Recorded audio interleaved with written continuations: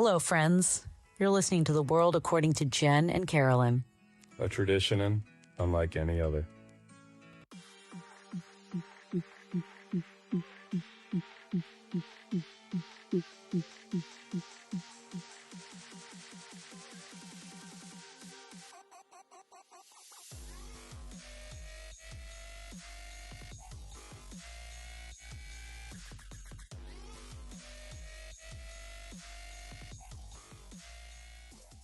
Hello, my feminist friend. What's up, homie? Happy Feminist Homiss? Friday, bitch. What's the feminine of homie? Homegirl. Foamy? I don't know.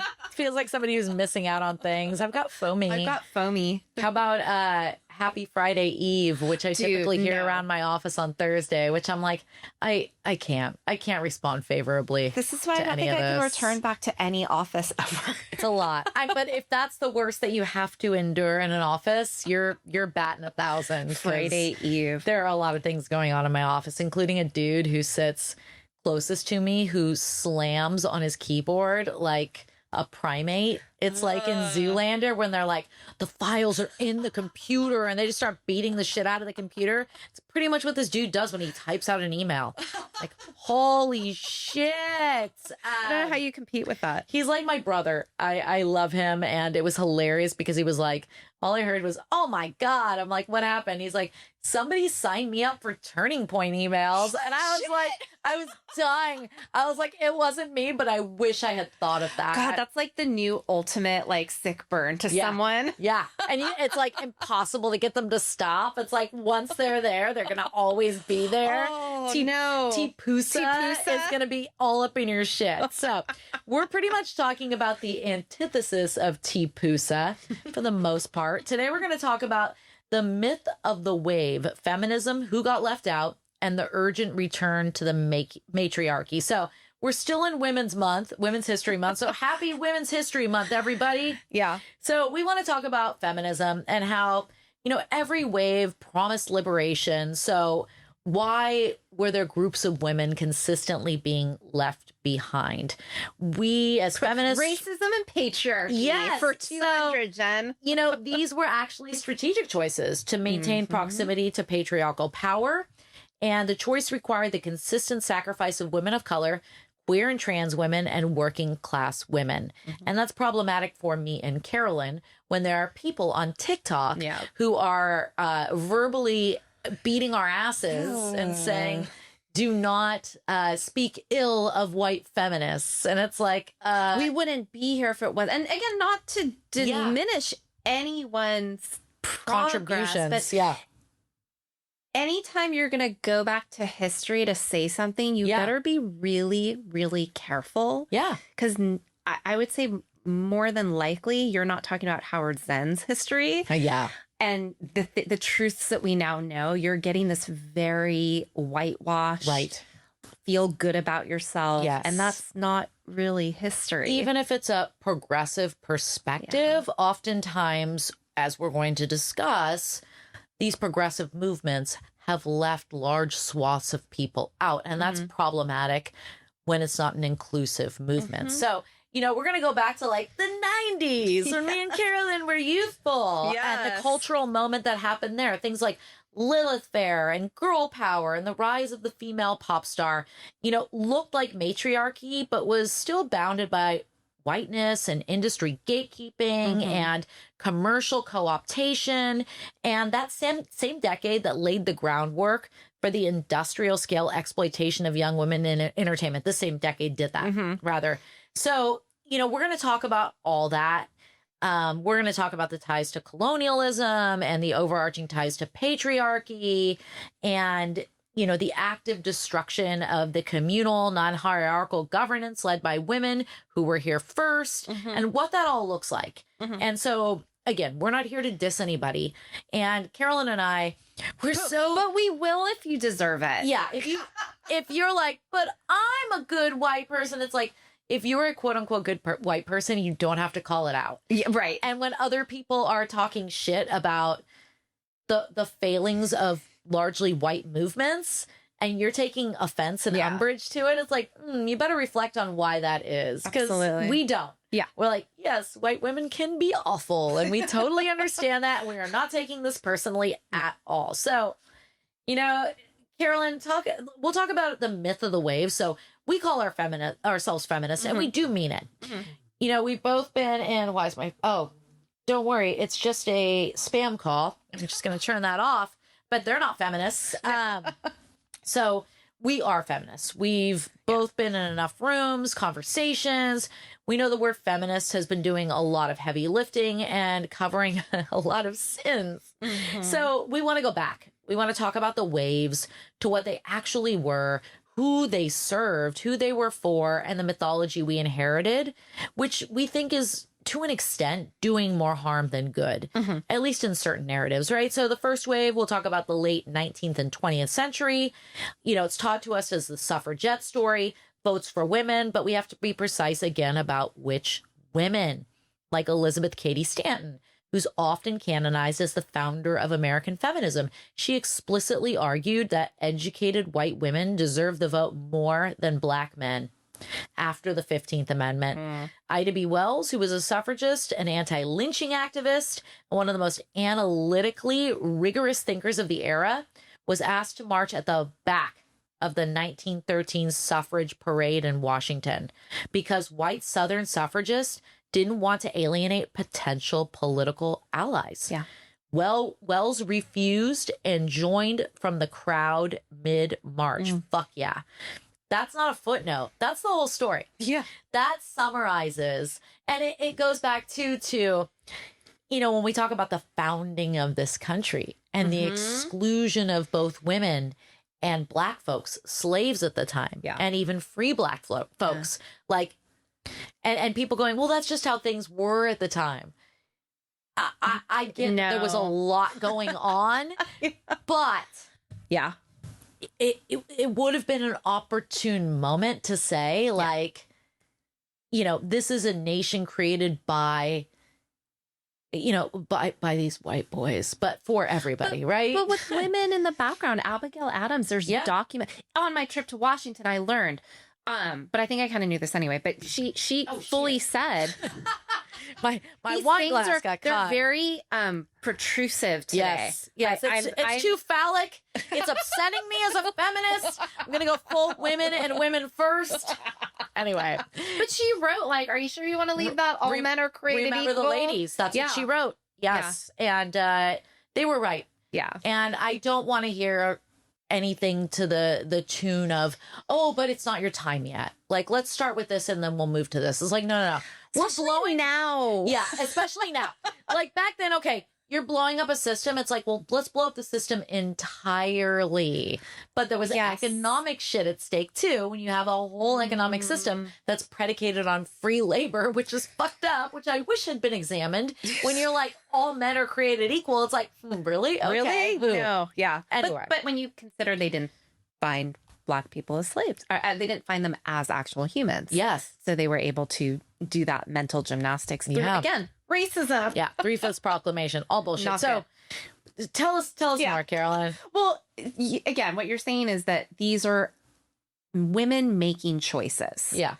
And because it wasn't stupidity and it wasn't simply cruelty, maybe at the time, yes, it is very easy for us to sit there, but these were threat-based. They made a choice, right? We're going to choose to elevate ourselves first, right, so that we can have proximity to the patriarchy. And if your survival is all organized around proximity to power and all your decisions are making that the priority, you know, to call that feminism, you're building a liberation movement on the architecture of the exact same hierarchy you're trying to dismantle. Yes. So it's like you're booing yourself in that. Right. You know, feminism and matriarchal societies benefit everyone. Right. Actually, especially the men. Yeah. We've talked about that. So this can't just be another movement. You and I are talking more about, let's rebrand the United States. Yeah. Yeah. I'm going to blow out this candle because it's aggravating my allergies. What is it? It smells good. The scent is salt.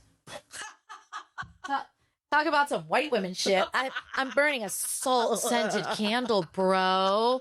But what you said, what did it make me think of? Oh, I lost my train of thought when I went to blow out that candle because my allergies are fucked up. Oh my God, I can't think. It will come back to me. I promise. I'm a bit slow today. But when I've been reading about this stuff, that first wave, Black women were part of that. Yeah. From the start. Right. And then literally when Susan B. Anthony and Stanton kind of realized that, like, well, drop the Black thing and we'll let you in. To me, that's the same thing that you see in the AIDS crisis. Well, let's not help transsexuals, though. Like, let's not help that population. Transgender folks. Right? Yeah, like, it was transsexual back then. Yeah. You can't have, then you're just delaying it. Well, and you're alienating. Yeah. Which, if your whole point of contention is that we're being alienated and being treated as inferior, and then you turn around and do it to another group, you're perpetuating the same alienation. Mm-hmm. I know what I was going to say now, because everybody who went through a progressive graduate program had to read Paulo Freire, which I love, The Pedagogy of the Oppressed. I know well. But one of the major points that he was trying to make was like, hey, if we overthrow our oppressors, let's not replicate the same oppressive system. Let's do something predicated on love. And it was like a powerful love, not like peace and love, bro. Yeah. It was love as a revolutionary force. Yes. And so that is the mistake I think that so many movements have made, is that when you are successful in obtaining power, you often utilize and lean on the same oppressive strategies as the oppressors that you overthrew. And that's super problematic, obviously. So let's talk about the second wave. So second wave, we saw the 1960s and 70s. We're going to burn some bras. We achieved some major gains, right? We got reproductive rights. We got the fucking pill. Birth control. Yeah, we got Roe v. Wade, which unfortunately has been overturned. Yeah. Workplace protections, consciousness raising. Despite progress, it explicitly excluded lesbian women from mainstream feminism. Betty Friedan, which is, I think she wrote The Making of the Feminist Mystique, if I'm not mistaken, I could be making that up, labeled lesbian inclusion as the lavender menace. Whoa. Fearing it would undermine the movement's credibility. No wonder my mom didn't identify as a feminist. She was excluded as a 60s, 70s lesbian. This reflected a reoccurring trade-off, sacrificing marginalized women to maintain broader acceptance, exactly what you and I have been talking about. So similar exclusionary logic shaped second-wave attitudes toward trans women, contributing to what we now know is the TERF, T-E-R-F ideology. So the definition of who counts as a woman has consistently been a political decision tied to whose safety and inclusion is prioritized. It reminds me of Transparent, which I know had some problems with it, but it was still a great show. It's a great show, and it points out, I think, a lot of really interesting, relevant things, and it goes into the whole, the conflict in Palestine, but I'll never forget, like, Moira, the main character, Jeffrey Tambor, went to like a women's gathering, and there was some turfy ass lesbians there who were like, "Man on the land," and Moira was like, "What the fuck?" They just refused to acknowledge trans women as women. Right. And the points they always make is, you made a decision to be a woman, and that in and of itself is a privilege we don't have. First of all, I don't think it's a decision. No. Like, you might be born a biological cis male, but if you never feel connected to that sex, that gender, like, that's not a decision. That's something that is in your body. Yeah. And so the exclusion, I think, it's on a faulty premise. Yeah. For a number of reasons. Well, there's such a good line where the daughter says, like, "You've decided to live as a woman," and Moira's, or is it Moira? Yeah, I think it's Moira. Moira. Okay. Because it was Morty. Oh, yeah, that's right. Moira sounds way cooler. I just love the name like, Moira. "No, I've decided not to stop pretending to be a man." Yes. Yeah. And also, like, who the fuck cares? I know. They're there to sing. And I know. This is not somebody who's here to hurt you. They're here to support you and be your ally. And they know what it's like to be victimized by other men and by that same society. And it's oppressive. You're not helping the cause when you're excluding anyone. Right. right? I It's agree. Diversity, I think so. equity, inclusion, and belonging. Unless that person or that population is an imminent threat or danger to you, Yes. why would you?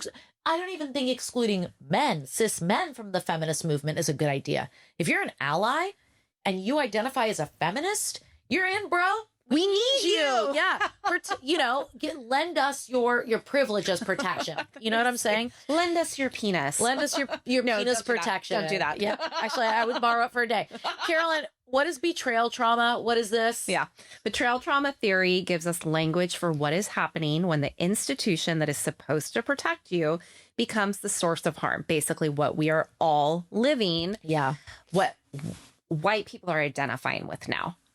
More than anything, right? This is like, it's like the white collar bloodbath of the AI. It's like, oh wow, and everyone else is like, yeah, like we've been subjected to this sort of like, yeah. Welcome to the shit show, right? Yeah. So Jennifer Freyd's work shows us that the more dependent you are on the betraying institution, the less able you are to perceive the betrayal, which makes a lot of sense when you're looking at the manosphere and these types of really anti-feminist, hateful against women. Because if you see it clearly, you threaten your survival, and that's absolutely true. That's what's happened to generations of queer women and trans women inside feminist spaces. The movement that should have been their safest harbor used proximity to patriarchal legitimacy as the price of admission, and that you have to look at that now as, even if it wasn't intentional, the impact of that strategy is not good. No, I think impact versus intent is really important. And I love a good white feminist who was around in the 60s and 70s who can reflectively talk about this and say we should have done better. You know, not the woman who accuses us of selling out feminism. Our twatty of the week. Twat of the week, man. So, dude, I remember Lilith Fair. And, you know, incredible musicians like Alanis Morissette and Fiona Apple and Sarah McLachlan and you know, all these incredible Tracy Chapman. Yeah. A lot Tracy of white Chapman. women, though. It was a lot. It was still a ton of white women. There were not a lot of women of color. I think it was like Erykah Badu and Tracy Chapman. Yes.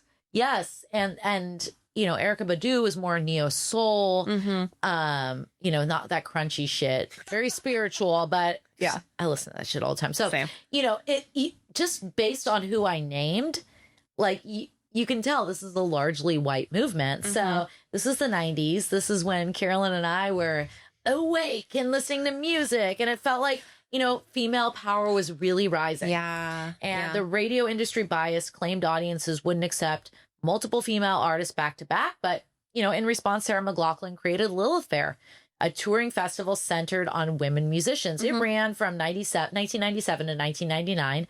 Millions of people came. Millions. It raised millions of dollars for women's charities, and for many, it felt like tangible proof that women-led spaces could succeed despite industry barriers. Did I ever tell you about the time I tailgated at Lilith Fair? No. We didn't even have tickets. It was me and my friend Matt Lynch, who played at my wedding, and a couple of other people. And we're like, we lived in South City, and we're like, let's tailgate to Lilith Fair, which was at Shoreline. Yeah. So it was a good, like, 45-minute drive. And we went, and like, we were underage, but we had some beers and smoked some weed in the parking lot. Badass. Because they didn't charge for parking. And then we split. And it was just so underwhelming. But we thought it would be waiting for the story to get better. It's anticlimactic as fuck. You know what? But it made it here, so. It did. And we just thought, we're like, we're going to be so cool if we tailgate at Lilith Fair. It was not cool. Anyway, tell me more about the documentary you watched on Lilith Fair. Yeah, well, and we should say too, like, where that name comes from. Lilith is the antithesis to Eve. That apparently before Eve came along, it was Lilith, and Adam, what is the story? It's not from, obviously, the Bible. I think it's a Talmud story. Yeah. And he's like, you could have everything. She's like, fuck this shit. I'll just go have everything on my own. I don't need a partner. She's supposed to be the first vampire. So there's a book. That's right. Called The Book of Nod, which I got on Hot Topic when I was a teenager dog. And if I remember correctly, this is like 30 years ago that I'm trying to remember back to. But it's about Lilith and how she was the first vampire. Yeah. Dude, I love how Lilith is portrayed in the reboot of Sabrina the Teenage Witch. Have you seen it? Oh, no, I started watching it. It didn't do it for me. I did not finish it, and I really liked it, but Lilith was badass. Oh, in it, cool. So, and I also like that was the name of the chick Frasier was married to. Oh, that's right. Lilith. Because she was such the ultimate, like, BB Newirth. What was her name? I loved her because she was on Cheers, too. Lilith. Yeah, but in real life. BB Newirth. Is that her real name? BB Newirth? Oh God, I'm the worst musical theater person. I loved her. Yeah, she was all uptight, brainy. I was like, she's the best. I know, it was great. So I watched this documentary a while ago, but that really struck me how clearly you can see both things true at once. The women that built that festival were doing something genuinely radical at a time, and that was also the year where all three women won Grammys. Oh shit! But they had to all perform together. Oh jeez! It was like Fiona Apple and like I can't remember. Ooh, I don't remember that. But even though they, it was this. The radio stations were like, we can't play more than one female artist in a row. Like people won't like that. Now that seems absurd. Yeah. So these are things where the women who built that festival really wanted to radicalize this kind of construct of the industry, but the real community there, the real intention, the real moment, and the real money going to actual causes. And what is Sarah McLachlan with the dog? Oh, I know, I hate that. Arms of the Angel, sad dogs. The Angel. Oh God. But yeah, like you said, it's overwhelmingly white, and the booking, the billing, the cultural fame, everything was very white. And there were artists of color on the stages, but the center of gravity was the white woman's emotional experience. Right. And what was really interested in that, again, it's not any attack on the Lilith Fair. Yeah. But they wanted to actually be more progressive and have like pro-life and pro-choice. I'm sorry, pro-choice. Yeah. Sponsors, and certain states they would perform in or certain counties were like, no. Yeah. So they were coming up against Planned Parenthood sponsor you guys. They were coming up against stuff that's like, but this is for women. Yeah. And people going, no, not that. Or you can't have this. So, it just was it's really a great documentary that really looks at, you should absolutely look at this documentary. And again, just that, I think growing up in that time too, those were all the people I loved. Yeah. And Alice Radio had just come out. Yeah. And it felt, I sang Joan Osborne at our school's 8th grade. Yes. Thinking it was just like, oh, these are like women artists. Yeah. And so I don't know. It was cool. Yeah, it was cool. I mean, before what's her face from No Doubt, God, Gwen Stefani became a fucking psycho. We should have seen that writing on the wall, though. I know. Under this lens, you can't miss it, no, right? You can't. You can't. But also, too, like cultural appropriation and calling it what it is was not really a thing back then. No. It was like, oh, there's this white woman wearing a bindi. That's cool. I remember being 14 and going to the fucking Indian store in San Bruno and buying bindis because we didn't know any better. Well, and you're thinking like, oh, she's bringing up something really like, oh, it's so different, but it negates the fact that like, no, this is a cultural thing. She stole it from another culture. Like, oh, cool, your third eye. It's a fashion statement. Yeah. Indian women have probably been doing it for thousands of years. And when they do, they're judged differently. Yes. In the workplace. Right. Or in the environments they're in. Yes. When this white woman does it. Or, cornrowing your hair with those little clippies. I did that too. I know, but we didn't know any better. And now we know better. Yeah. There was no way for us to know better because, first of all, when you're a teenager, like, I don't know if I would have been able to comprehend the complexity of text that pointed out what that was, and it was also framed differently in the 90s when we were watching fucking Friends, for instance. And Monica goes to Mexico and comes back with cornrowed hair. Like, now you look at that, you're like, oh, that's fucking cringe. Yeah. But we have the benefit of knowing better. Yeah. And a lot of people still to this day don't know better. People our age don't know better because they haven't done the work and they don't have access to or exposure to the literature Yeah. that we and the people Yeah. who would check us in a heartbeat and be like, what the fuck are you doing? Yeah. Like, come on, girl. You can't go out like that. Yeah. So I do give like credence and acknowledgement to our education and to the exposure that we have being in San Francisco, where we're hyper aware of that being wrong. That practice is wrong. And thinking, even thinking like, oh, well, everybody understands that now. No. Whereas you go to the Midwest, they don't have, it's different. Like, I know. everybody looks like you know? I And know. you're like, oh, I know. I want to braid my hair. Like, No, girl. No, Heather. no. Yeah. Sweet Tiffany, you can't do that shit. But Oh, God. I try to give people grace to an extent. Right. And I will very gently try to explain to somebody why, hey, this might be perceived as this. So when you do this, just put it out there. And people will usually, at least initially, act defensively. But, oh no, you can't teach everyone, man. I'm tired. I'll just silently judge you instead. We're just going to do that. So let's talk about the industry was actually like. So alongside women-led success like Lilith Fair, the same industry was actually exploiting young women. Look what happened to Britney Spears. When you look back at those videos, when she was a teenager in a schoolgirl outfit. It should have, like, did Jeffrey Epstein run those videos? Yeah, he was the producer. Yeah. He might as well have been. Yeah. And that is what. Or Disney was. Right? Yeah. Or whoever. I mean, Yeah. that was framed as empowerment, but really it was exploitation.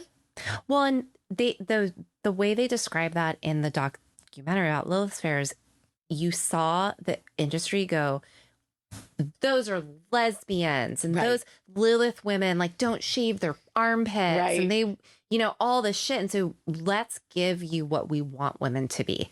And you see this wave of young, like, pedophile bait. Pedo bait. Pedo.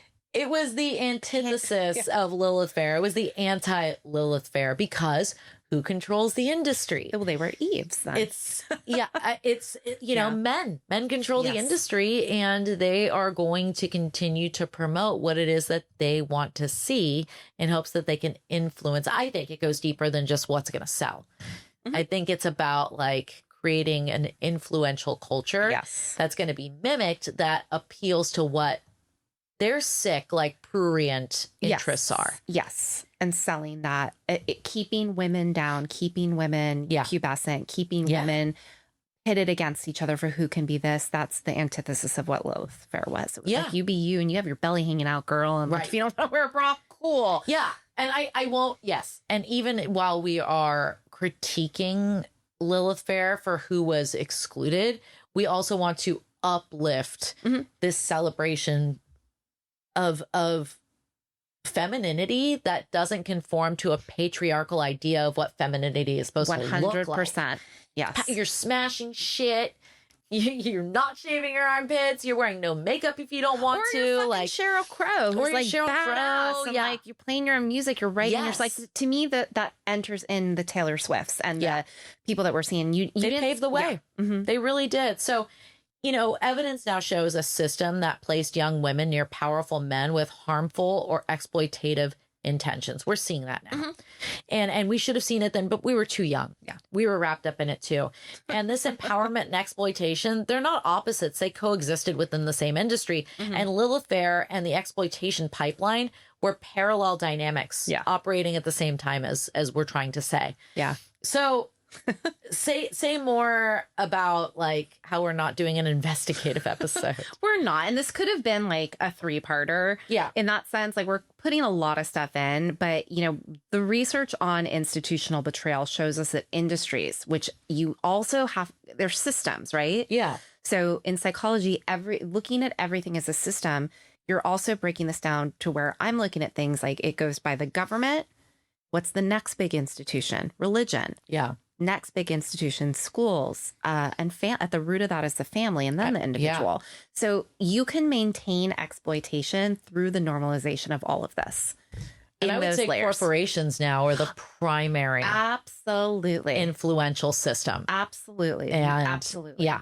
And, you know, again, you talk about the culture, but the award shows, the management contracts, and this is just how it works conversation that young women and girls, and if you layer in that, if you're a woman of color or you have a disability or you're not gender conforming, it's going to get worse and worse and worse and worse in those spaces. And these industries don't care about you. No, they care about money and the institution surviving, not you. And so it's not good. And we're seeing all of that blowing up right now. Yeah. And I would never dare to speak to the Black experience, especially the Black male experience. But this is why I like artists like Dead Prez when they talk about, or when they rap about the industry, and they're like, would you rather have I might fuck this up. I'm going from memory here. But would you rather have a Lexus or justice, a Beamer, a necklace or freedom? Like they're criticizing the institution. They're criticizing the corporatization of this movement of rap and hip hop that's supposed to be raw, and how corporations have seized hold of that and are now exploiting that. Would you rather have a Lexus or justice? And then they yell out freedom. I can't remember. Why can't I remember? But that's hip hop. It's been a long week. The song hip hop, which is one of my favorites, and I usually know it verbatim. But anyway, same critique, right? Or similar critique. People who are being used by a system. In order to make money for very powerful people. And sure, the artists are getting a chunk of that as well. Right. But there's exploitation associated with that. Well, we were just talking about that with sports. Yeah. And that industry. And, again, anything that's industrialized is going to fall under the same line. Right. I mean, as long as corporations are around, they're going to figure out a way to monetize even the most pure art forms. They're like, oh, there's a way to capitalize here. Let's exploit this. It's awful. So Lilith Fair ultimately fizzled out in 99.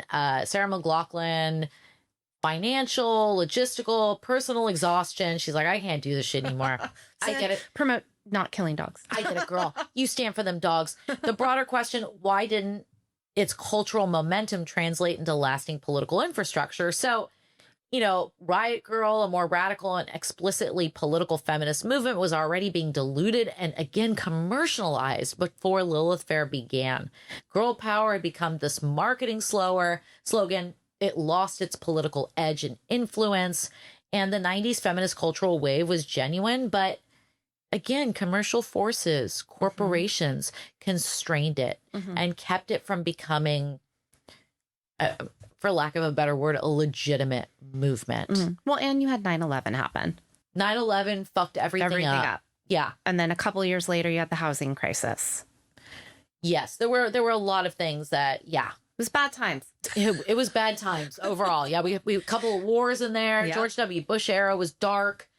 Some fucked up shit. So talk to us briefly about your favorite subject, the polyvagal I'll make it really quick. Yeah, I mean, again, just you look at that safety of that physical space and the community and the belonging. And I think that I can remember as a teenage girl loving Spice Girls and loving all these female power things. And it felt like it just never, it didn't pick up that momentum. And then I think that feeling that the music industry can bring for people coming together and having that collective feeling, it's also that within that is going to be a lot of division, and that causes a lot of dysregulation. Then people don't want to be a part of those movements, or they get scared, or other shit happens, or so it's scary. I'm scared. So you put this in here. You talked about the Shirley Temple to the entertainment pipeline. So this is something called the Shirley Temple frame, which I have no familiarity with, but apparently you were thinking about something that I find genuinely fascinating now that I know what it is as a historical observation. And so I'm going to set this up for you. But the quick version of this, my understanding is Shirley Temple was one of the biggest box office stars in the world from 1935 to 1938. This was way before our time. But apparently she was huge. She was only 6 years old when her career peaked, and she was openly, publicly presented in ways that we would now immediately recognize as sexualized, which is fucking disgusting. You know, costumes, choreography, marketing, it reminds me a lot of Jean-Benet Ramsey. And while simultaneously, you know, adult women in Hollywood were being policed like within an inch of their professional lives for being too sexual, too loud, like too much. Shirley Temple as a child was being exploited. So, yeah. Well, and I also think it's interesting too, because, and this came from another documentary I watched about Betty Page. And for female photographer, now I can't remember her name, but who really brought that idea of, I'm just going to take a picture of a woman and it's just her being however she wants to be. And yes, if it's nude, it's not, it's her, it's like sex work. It's like, but you can do that if you're empowered by it. yes. And, you know, children were children. The young women who were being idolized and fantasized were women. Yeah. And so, again, what makes the Lilith Fair interesting is that you saw adult women. There weren't a lot of young pop stars, or if they were like the Lizzie McGuires. It was clear they were young girls. Right. But still that like sexualization that was happening to them. And so it's looking at clarifying these things through the history of patriarchal control of women's bodies. Yeah. And a child could be cast in a sexualized register because she was not yet a threat. She had no agency, no vote, no economic independence, no sexual hours her own. It was her parents saying, this is okay. She was purely object, and adult women were dangerous precisely because they were these subjects. They could say, well, I don't want to do that. Yeah. Or refuse things or organize. So the respectability policing of adult women entered in this permitted sexualization of children and girls and boys, which I think the connection between Hollywood is clear. Right. Along with government. We've talked about that It's before. evident. It's powerful men. Wherever powerful men are present, the exploitation of little girls in particular. I'm not saying all men in these industries and occupations do this, but power shields you from accountability. Which makes clearly seeing that which makes you feel more powerful. Right. It's a different kind of narcissism. Right. You know, every narcissist wants that power, but I heard, I forget what his name is, but he's a therapist who does a lot of great TikToks. And he was saying, you know, that there's pedophiles who really they know that's wrong. Yeah. And they seek help and they feel ego dystonic with it. They don't feel good about it. Right. Then there's the ones who are like, what's the problem? Like, I'm not going to talk about it. Then there's these guys. Yeah. Who it's power. Yeah. And look what I can do. It's not even really sexual at that point. It's about dominating. That's control. And that's frightening. Yeah. Right. So I just thought that was interesting to put in there. It is interesting. And you talked about, you know, in our notes here, how rightly we recognize nowadays children as children. But at the same time, we do. But look at how many people in this country are turning a blind eye and even defending people like Trump and the other men in the Epstein files. I think it's because they either are prey themselves or have been, or they're doing the same shit. Yeah. There's no other reason why. I mean, it's sick.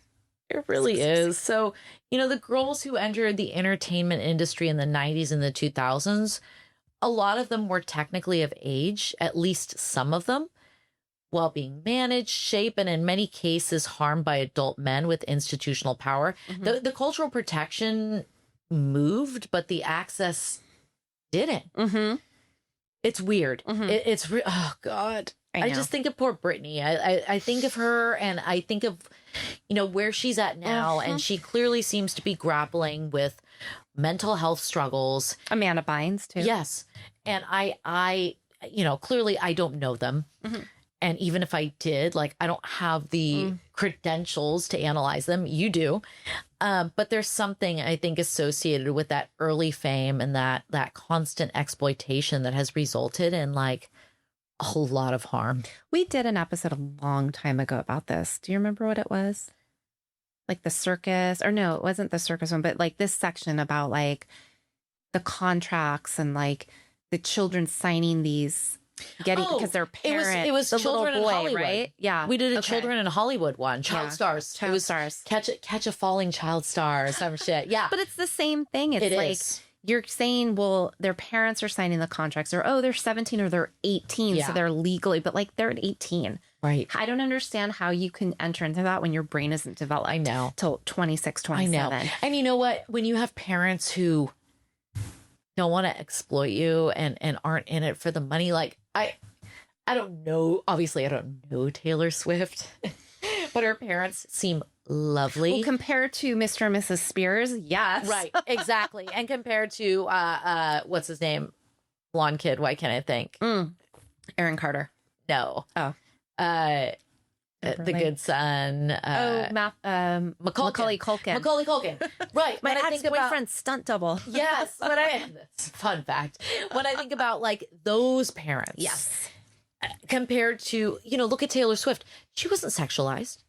No. Like when she was out there as a teenager performing, she was very clearly a teenager in her Converse and jeans, not sexualized at all. Probably, I'm assuming, because her parents said, that's not going to happen with our child. That is not what we're doing here. And you didn't see it. Whereas with Britney, she's on the floor looking up at the camera using the same angles that you see in porn. Yeah. Which porn is fine. I like porn, but those are consenting adults. Yes. So I know a porn angle when I see one. Love me some porn. Which is another problematic episode topic that we should probably delve into, which maybe we did already. We did. We've done a lot. We have. But you know what's really interesting that I've been not enjoying, but everything comes back full circle. Yeah. And a lot of the things we started off recording were just these kind of like, Jen and Carol are going to talk about the porn industry. Right. But what always ended up happening is it always went back to patriarchy or racism or politics. Yeah. And that's how we got where we are now. Right. Yeah. I think the Trump 2.0 put us over the edge. Yes. To where we said we are going to firmly be planted in the political, psychological overlap space. But we did that episode as well, and it's same thing. And sex work too. Yeah. We did that too. We did it. We've done it all. Who was here first? Let's skip ahead to who was here first. So the founding erasure. So discussions of women erased from U.S. history often center on white women excluded from the records, but that's only a part of the story, as we know. So a deeper erasure involves indigenous women who held real political power before colonization, real matriarchal societies. So the Iroquois Confederacy was matrilineal, with clan mothers appointing and removing male leaders. So there's credible evidence that, what is this called? Haudenosaunee. That's the Haudenosaunee Iroquois Confederation. That governance was they influenced the U.S. Constitution, but women's authority in the system was deliberately excluded. So typical white men, they stole the ideas, but failed to incorporate the people who were at the center of that philosophy.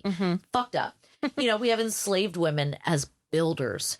So enslaved Black women, they were central, obviously, to building the country's wealth through exploited power. Who the fuck do you think built the White House? They preserved and passed down critical knowledge like midwifery, healing practices, community organization. And these practices, they sustained entire communities under violence and oppression. And their contributions are not marginal, but they have been marginalized and unrecognized when it comes to how we discuss, most of us at least, discuss American history. Yeah, absolutely. So do you know who Franz Fanon is? No. So wrote that colonialism doesn't just occupy territory, it occupies the mind. Yeah. It destroys cultural memory of what existed before occupation, so that colonized that colonialized cannot imagine a different way. Yeah. Excuse me. Of organizing the world. And in kind of the same way, I think you could look at like, well, how would a matriarchal society work? Well, I don't even know what that looks like. Yeah. And that's sad because it's like, well, I'm just so used to like different, you don't know how to unsee it till you know to see it. You know, so it's, yes, we're talking a lot about nostalgia and things like this, but it's deliberate destruction of knowledge systems. Yeah.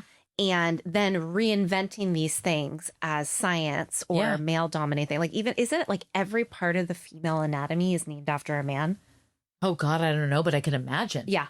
I don't think that's, I mean, that has to be right. The same gynecological tools are still named after the man who fucking mutilated and didn't use anesthesia. And these are, I was listening to someone talk about like the mammogram. I have to get a mammogram. They're like, you're telling me that like, in all these years, we figured out how to microchip shit, but we can't figure out a more like kind way to smash my titties, you know, and just all these different things that we're just like, well, that's just how it is. You stick a speculum up me and you know. So anyway, so matriarchal governance models, the communal care structures, the non-hierarchical decision-making practices of indigenous women, and I will say too, cultures that saw two in spirit, as wisdom and spiritual, and like, oh, that's gonna be the medicine person, like, you know, there's value in that. They're two people. They're not a pariah. Yeah, they're a prophet, not a pariah.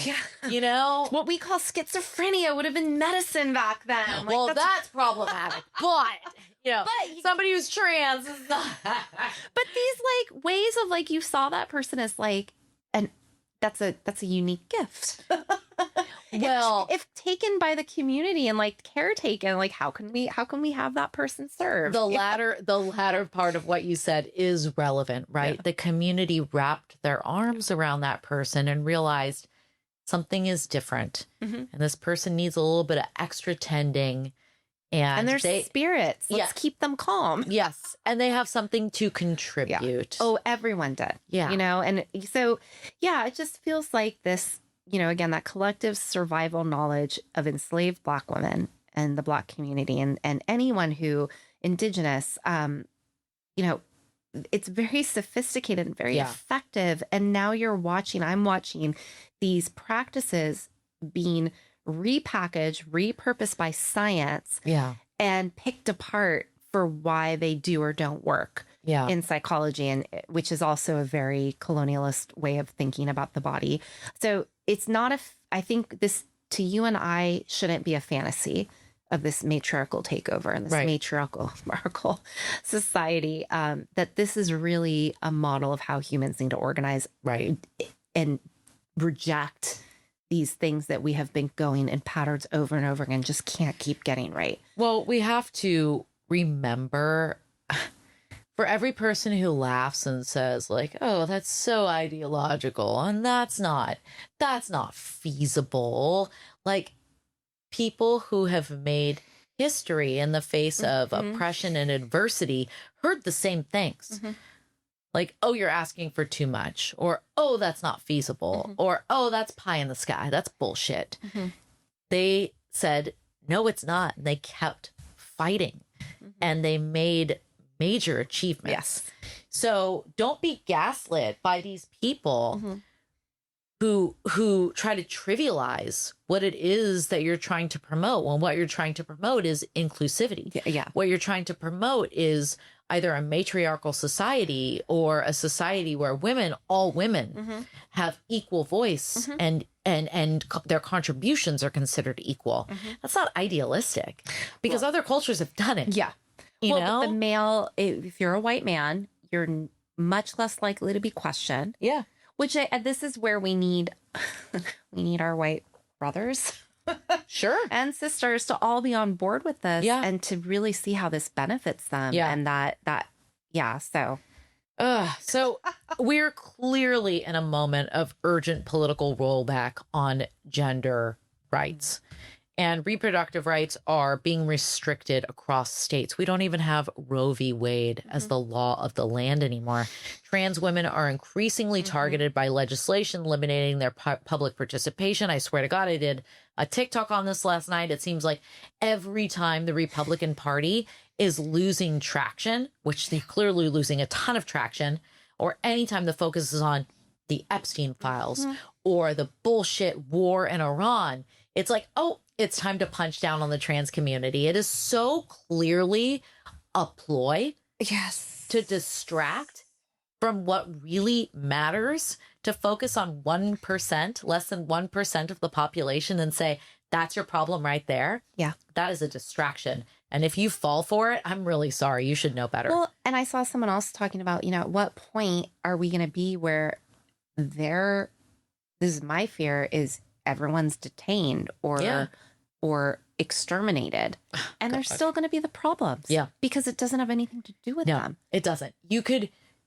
God forbid, get rid of all of the trans people, less than 1% of the population, and all of the same problems would still exist. You are not going to be any better able to put food on your table. No. Yes. Gas in your car. Clean water. Yeah. Not work 60 hours a week and barely make ends meet. Right. Trans people have nothing to do with that. But what Democratic leader is going to come out and finally say that? If I were running for office, I would say, if asked the question about the trans community, I would say, I 100% stand by the trans community. And guess what? They're not your problem. So I'm talking to everybody here who has negative feelings about trans folks. First of all, go out and meet a trans person. Second of all, as I said, do you really think that these people have anything to do with your inability to survive in this country? They don't. So let's stop focusing on them. Well, and you need to be taught that. Yes. And exposed to that. And I want to hear a Democrat running for public office say they 100% stand by the trans community. And also, hey, folks, look over here. Yes. Stop focusing on them. Yes. They're not your problem. They're not your priority. Do you want to be able to send your kids to college without falling into major debt? Do you want to be able to afford a home in this country? Do you want your child to make it to college? Right. Yes. Like, these are the things that we need to focus on, and they have absolutely nothing to do with immigrants. No. Or the trans community. They are not your enemies. Yeah. Because every time I look at the news, another church leader or youth pastor or fucking weird ass Republican youth committee someone is found molesting some poor child. There are no trans people in the Epstein files, y'all. It's, so that's what we're seeing right now, right? Yeah. Potential coalitions to resist these trends are being weakened by internal divisions. Some white women align with patriarchal power structures, sacrificing more marginalized women for access. Labeling these actions as feminist does not make them so. And feminism that does not center the most marginalized women, it just reinforces the existing hierarchies rather than challenging them. Yeah. We need to throw these systems out completely. Yes. If you want to have a truly revolutionary and inclusive system, stop modeling your fucking new systems on the old ones that you worked so hard to get rid of. Yes. Stop it. Yes. Stop it. That's the ask. And it's it is uncomfortable if you don't really understand how much this system oppresses you. Yeah. And if you're feeling free in it, then you're an oppressor. Yeah. You have to recognize your inherent privilege in that. Right. That's the starting point, is not being, although denial is the first stage of change.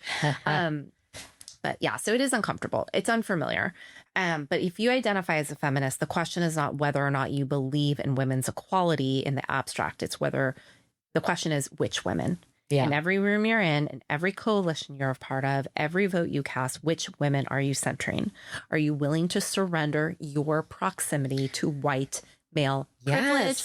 And at the root of all this is racism. Right. And classism and the belief that you're like some divine ordained fucking God.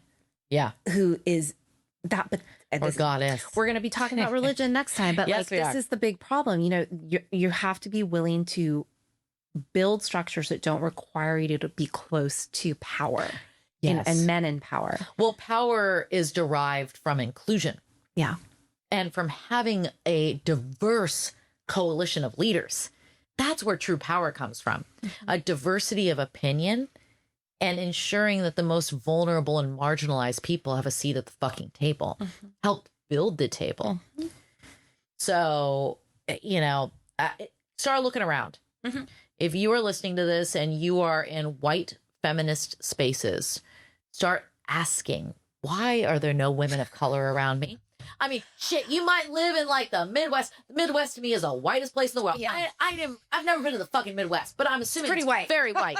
So, you know, you might be out there where you're like, shit, dude, we would have a coalition that consists like a multicultural coalition, but we don't have no black people around here. Okay, I get that. That's okay. But we live in the age of the fucking internet. Yes. Zoom that girl in. Like, Yes, come that's on. true. That's true. You can connect virtually. So I was invited to, I won't say the name, but it's in Marin, and it was a women's only workspace. And they do lectures. I think I was texting you during this. And I look around the room and it's all fucking white women. Marin. Yeah. Mill Valley. I think there were maybe 2 or 3 women of color. See, there's no excuse for that. Well, and I recently, and the person who was there, they were promoting their book, and it was very much about women's identity. It felt very Lilith Fair-esque. Yeah. And everyone's, you know, oh, this is so great. And I said, you know, how do you, like, I'm sitting in this room and I'm noticing like we're all white women. How are we trying to also build how this conversation would look? Like, I work with trans community. I work with people of color. I work with people with disabilities. How would you frame this towards that? Oh, did the room go cold on me? Fuck that. The room I'm out. The room got cold. There was a lot of Van Cleef and Arpels clutches. But I got this kind of bullshitty answer of like, course you did. You know, you got, you know, that's person by person. No, it's not. And I was like, oh, did I say, like, I hope I made my point. And I was like, am I not saying this right? No, you made your point. That's why you got the reaction you did, because them bitches felt called out, and they should have felt called out. Yeah. Because you are in Marin, not Wisconsin, Marin. Yeah. There's plenty of people of color right next door. We're across the creek from, you know, central Santa Fe. Just go to Marin City, and bitch. Marin City and these places where you're like, I know there's more people here. Why are they not here? I can't even be in those spaces. Well, it felt so with Vampit. Like, it just felt inauthentic. So like, really, we're all here talking about enneagrams. Like, what? Bunch of fucking limousine liberals. Yeah. I have no problem with educated women who are unabashedly educated. But when you are being exclusionary at the same time, I'm like, oh, fuck this shit. I can't do this. Anyway. I'm not very popular in those spaces. Good. That means you're saying and doing the right things. We don't need to be popular in those spaces. Fuck that shit. No, you got to look around. Yeah. And I think being a feminist means lots of things, different things to different people. To me, being a feminist, or one of the pivotal things, is looking around at the group that you're in and recognizing who isn't there, asking why they're not there, and making sure that they have access. I think my problem with that is I don't say it in a way that's probably perceived as calling in. I think I struggle to how to, would there have been a different way I could have said that with it? I also struggle with not offending people who are in power. That's what I'm like, I don't care. Prime example. I don't even really belong there. No. Like, I shouldn't have even been there. No. I'm way out of my league. Like 15 years ago, maybe, I was at some gathering. It was at a bar. Yeah. I don't know, somewhere in San Francisco. And I asked this guy, I was like, oh, I noticed that the guy was wearing a wedding ring. And I was like, I don't know how it came up, but it was like, oh, where's your partner? Blah, blah. And they were like, partner? And they're like, do you think I'm gay? And I was like, sir, I don't know what you are. I said, but I don't want to just assume that you have a wife. I go, I would rather offend you as a straight white dude than like a gay dude. Mm-hmm. Like, it's more important to me that I use a neutral word that might offend your sensitive, like, male ego than it is to, I don't know. Like, to me, I'm like, oh, God. I always call Mario my partner. I always have, because calling my boyfriend, it's like, Yeah. we're 40, you know, like, we're 44. But I get the opposite. People think I'm a lesbian. I'm like, thank you. Well, I mean, it is a term also that was taken from the gay community. That's a whole nother thing. Although my mom always used girlfriend. Anyway, we're going down a whole nother fucking road here. I don't even know how long we've been at this, but I can barely breathe because it's allergy season and I hate everything. But, you know, our final thought here really is that these waves didn't fail because women weren't trying hard enough. Mm-hmm. They failed because the architecture was just wrong. Every wave that organized itself around access to patriarchal power reproduced the same exclusions, the same faulty results. The answer is not a better wave. The answer is a different structure entirely. Mm-hmm. So we know what that looks like because it's existed before. And that was before colonialism arrived and fucked it all up. So we're not imagining the future. We're just remembering it. Mm-hmm. We're hearkening back to societies that did it right. Mm. And so I think that's the main takeaway here. Stop replicating these quote unquote new and improved systems on the systems that you have recognized have failed a large swath of the population. Yeah. So, And go to No Kings tomorrow. By the time this ends, we That's will true. have gone. Carolyn and I will be at the No Kings protest in San Francisco tomorrow.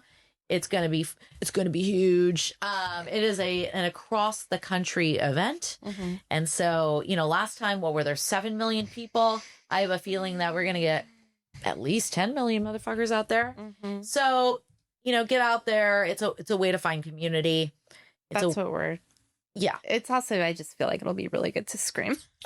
It will. It is cathartic. And people who say that protests don't do anything, I think they're missing the point. Mm-hmm. Protests alone Mm-hmm. don't do enough, but protests are incredibly important. Mm-hmm. That is our fundamental First Amendment right. Yes. Get out there and exercise it. It's a muscle. If you don't use it, you lose it. So Yeah. everybody, we love you. We appreciate you listening. We want you to become a part of our Twat JC community. That is our handle on TikTok. YouTube is a fucking cesspool. Instagram is a cesspool. hates us. Yes, Incelgram is what I call it. Oh, yeah, It's Incelgram. Yeah. Yeah, it's bad. Yeah. It is fucking bad. But Yeah. we're on there too. I don't know, the world according to Jen and Carolyn, but really TikTok is where it's at for us right now. Yeah. Subscribe and follow. Yes, To the we appreciate podcast. you. Thank you. Thank you for Come listening. again. No Kings, bitch.